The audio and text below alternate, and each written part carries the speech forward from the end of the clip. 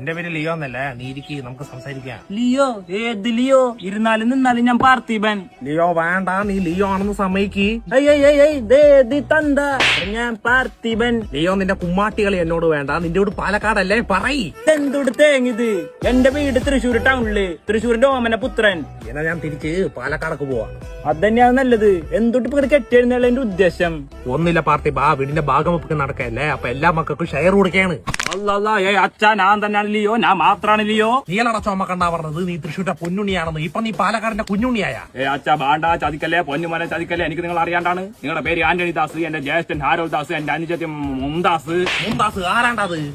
എന്താ പണ്ടരക്കാലത്തിന്റെ പേര് അയലിസ ദാസ്. അച്ഛാ കുറെ നാളായില്ലേ. ആണ്ടതുമേ, നീ പൈസ എന്ന് പറഞ്ഞപ്പോ നീ മനം മാറാണ്. ഞാൻ തന്നെയാണ് ലിയോ, നോക്ക് ലിയോ. കാശ് നേട്ടത്തിനൊക്കെ ഞാൻ വീട്ടിൽ പോവാണ് എന്റെ പുറകെ വരുന്നത്. വേണ്ട.